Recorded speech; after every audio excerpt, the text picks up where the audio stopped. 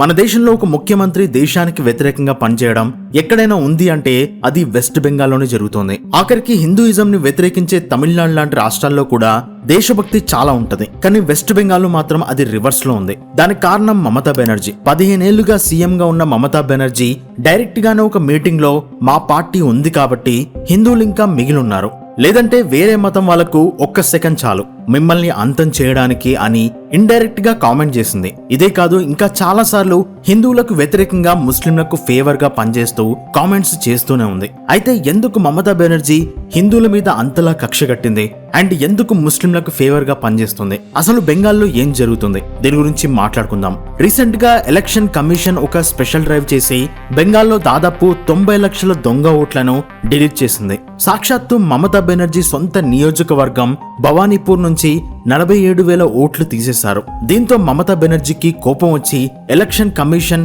BJP కలిసి కుట్ర చేస్తున్నాయని ప్రొటెస్ట్ చేయడం మొదలుపెట్టింది. సుప్రీంకోర్టులో దీని మీద విచారణ కూడా నడుస్తుంది. కానీ ఇక్కడ మనం మాట్లాడుకోవాల్సిన అసలు విషయం ఇంకొకటి ఉంది. ఇండియా మొత్తం మీద సెంట్రల్ మైనారిటీ బడ్జెట్ 3,400 కోట్లుంటే ఒక్క బెంగాల్ రాష్ట్రానికి మైనారిటీ బడ్జెట్ 5,700 కోట్లు. దేశం మొత్తం కంటే ఒక్క రాష్ట్రానికే 70% ఎక్కువ బడ్జెట్ ఎలా ఇస్తారు? ఇది నిజంగా వాళ్ళ సంక్షేమం కోసమా లేక పక్కా ఓటు బ్యాంక్ పాలిటిక్సా? బెంగాల్లో మమతా బెనర్జీకి వాళ్ళ పార్టీ టీఎంసీకి అంత పవర్ ఎక్కడి నుండి వస్తుందంటే అక్కడున్న ముస్లిం పాపులేషన్ వల్ల అని చెప్పాలి. బెంగాల్లో దాదాపు 27% ముస్లిం జనాభా ఉన్నారు. వీళ్ళు కనీసం 125 అసెంబ్లీ సీట్లలో ఎవరు గెలవాలి అనేది డిసైడ్ చేస్తారు. లోక్నీతి డేటా ప్రకారం టీఎంసీకి ముస్లింల ఓట్లు ఎలా పెరుగుతున్నాయో చూద్దాం. 2016లో 50% ముస్లింలు ఓటు వేస్తే 2019లో అది 70% కి పెరిగింది. ఆ తర్వాత 2021లో అది 75% కి రీచ్ అయింది. చూసారా ఎలక్షన్ కి వాళ్ళ ఓటు బ్యాంక్ ఎలా పెరుగుతుందో? దీని రిజల్ట్ ఏంటంటే ముస్లిం మెజారిటీ ఉన్న 85 సీట్లలో 75 సీట్లు టీఎంసీనే గెలుచుకుంది. ఇది కోఇన్సిడెన్స్ కాదు, పక్కా స్ట్రాటజీ.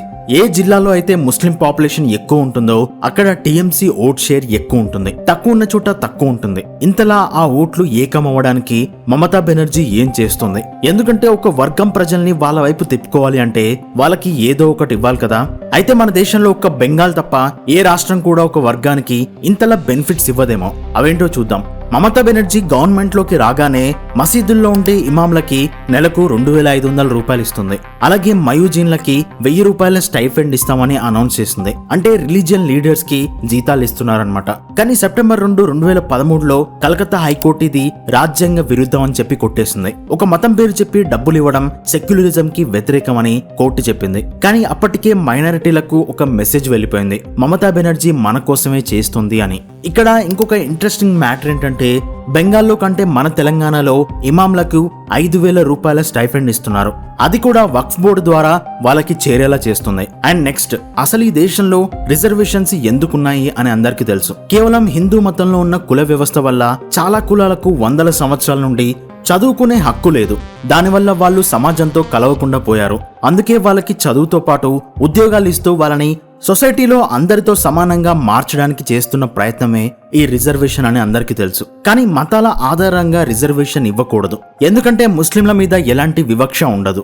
వాళ్ళను ఈ దేశంలోని సమాజం కులం పేరుతో కానీ మతం పేరుతో కానీ వాళ్ళకి చదువు, ఆస్తి ఇవన్నీ ఏవి దక్కకుండా చేయలేదు కాబట్టి అయినా సరే వాళ్ళకి ఇండియాలో రిజర్వేషన్స్ ఇస్తున్నారు. అయితే మతం ఆధారంగా రిజర్వేషన్ ఇవ్వకూడదు కదా, మరి ఎందుకు ఇస్తున్నారు అని మనం అనుకోవచ్చు. సో 2006లో మన్మోహన్ సింగ్ ఏర్పాటు చేసిన సచార్ కమిటీ వాళ్ళు చేసిన ఒక సర్వేలో ముస్లింలలో చాలా మంది ఎస్సీ ఎస్టీల కంటే ఘోరంగా బ్రతుకుతున్నారు అని, ముస్లింలలో వాళ్ళ ఫైనాన్షియల్ స్టేటస్ ని బట్టి తక్కువ కులాలుగా డివైడ్ చేసి వాళ్ళని ట్రీట్ చేస్తున్నారని ఆ కమిటీ చెప్పింది. అండ్ మెయిన్ గా వాళ్ళలో చాలా మంది ఒకప్పుడు హిందువులుగా ఉన్న కన్వర్టెడ్ ముస్లిమ్స్ ఉన్నారు కాబట్టి వాళ్ళ స్టేటస్ మారలేదు అని చెప్పింది.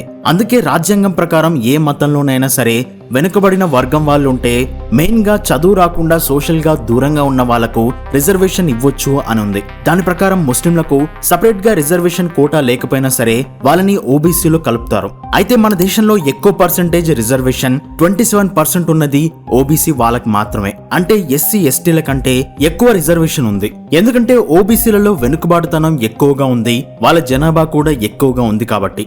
అయితే వెస్ట్ బెంగాల్లో ఈ ఓబీసీ కులాల రిజర్వేషన్ లో దాదాపు 179 కులాలుంటే అందులో 118 కులాలు ముస్లిం కులాలే ఉన్నాయి. నిజానికి రిజర్వేషన్ అనేది కులాల ఆధారంగా మాత్రమే ఉండాలి తప్ప మతం ఆధారంగా ఉండకూడదు. కాబట్టి 2024లో కలకత్తా హైకోర్టు 5 లక్షల ఓబీసీ సర్టిఫికెట్లను క్యాన్సిల్ చేసింది. మతం ఆధారంగా రిజర్వేషన్లు ఇవ్వకూడదు అని గట్టిగా చెప్పింది. అయినా సరే 2025లో మమత మళ్లీ కొత్త లిస్టు తెచ్చింది. అందులో 140 కులాలలో 80 ముస్లిం కులాలున్నాయి. కేరళలో 12% ముస్లింలకు రిజర్వేషన్ ఇస్తుంటే మన తెలుగు రాష్ట్రాలలో 4% ఇస్తున్నారు. తమిళనాడులో 3.5% ఉంటే కర్ణాటకలో 4% ఉంది. అది కూడా ఇంకా వివాదంలోనే ఉంది. అయితే వెస్ట్ బెంగాల్లో మమతా బెనర్జీ చాలా తెలివిగా ముస్లింలకు సపరేట్ గా రిజర్వేషన్ పర్సంటేజ్ పెట్టకుండా ఓబీసీలలో దాదాపు 90% ముస్లిం కులాలను తీసుకొచ్చి కలిపేసింది. దాంతో ఓబీసీ హిందువులకు దక్కాల్సిన రిజర్వేషన్ 90% ముస్లింలకే వెళ్లిపోతుంది. దీంతో అక్కడున్న ముస్లింలకు మమతా బెనర్జీ మీద ఒక నమ్మకం వచ్చింది. ఈమె మన కోసమే పనిచేస్తుంది అనే సిగ్నల్ వాళ్ళకి వెళ్లేలా చేసింది. కానీ ముస్లింలు ఒక గుంట నక్కని నమ్ముతున్నారు అని వాళ్ళకి తెలియదు.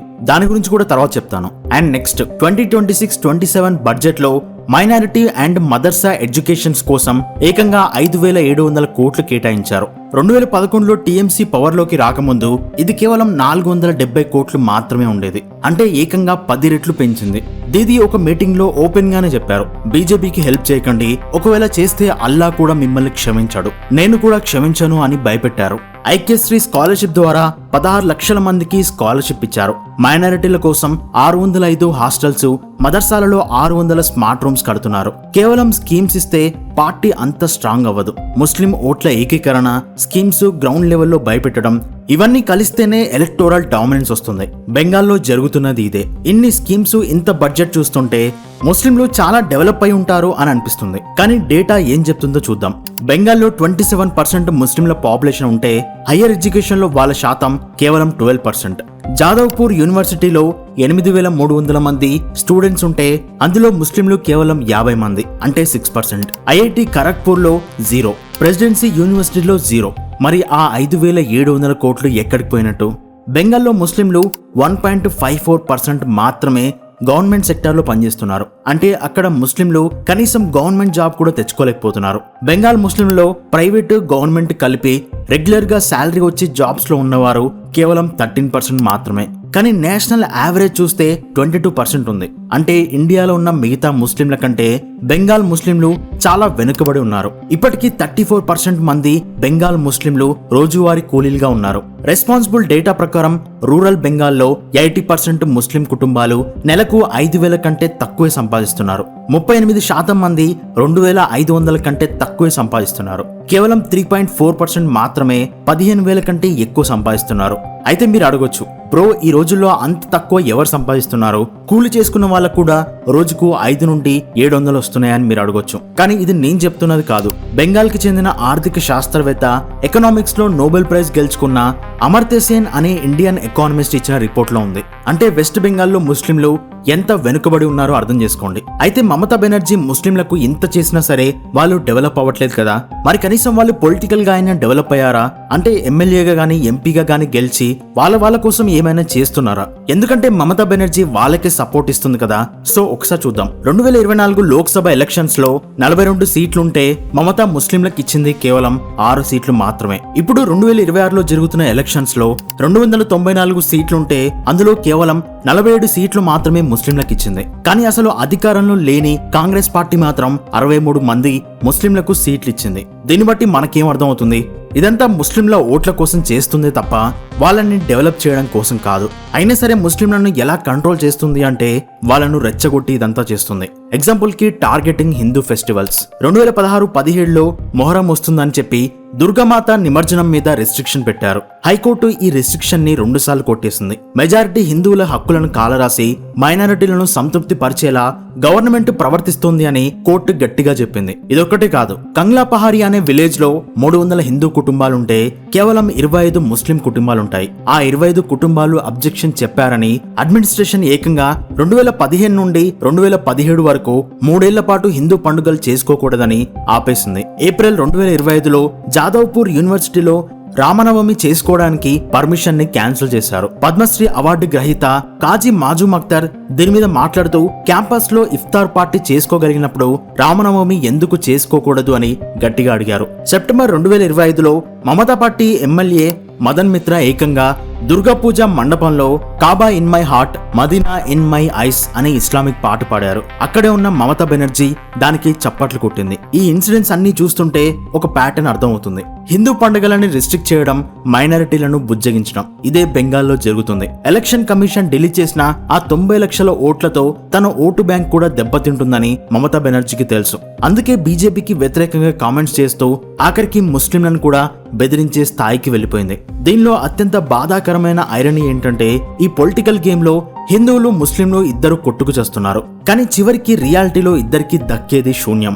ముస్లింలకు అనిపించొచ్చు మమతా బెనర్జీ మాకే సపోర్ట్ చేస్తుంది అని, కానీ ఇండియాలో ఉన్న మిగతా ముస్లింలతో పోలిస్తే బెంగాల్లో ముస్లింలు ఎందుకింకా పేదరికంలోనే ఉండిపోతున్నారో కూడా ఆలోచించలేకపోతున్నారు. మమతా బెనర్జీ జస్ట్ మతం పేరుతో వాళ్ళ ఈగోని సాటిస్ఫై చేస్తుంది. ఈ పొలిటికల్ గేమ్ లో హిందువులు ఓడిపోతున్నారు, ముస్లింలు ఓడిపోతున్నారు.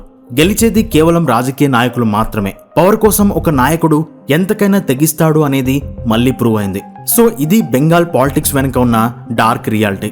దీని గురించి మీరేమనుకుంటున్నారో కింద కామెంట్ లో చెప్పండి. వీడియో నచ్చితే తప్పకుండా లైక్ చేయండి అండ్ షేర్ చేయండి. మన ఆల్కెమిస్ట్ టాక్స్ ఛానల్ ని సబ్స్క్రైబ్ చేసుకోండి. మరొక ఇంట్రెస్టింగ్ టాపిక్ తో నెక్స్ట్ వీడియోలో కలుద్దాం. జై హింద్.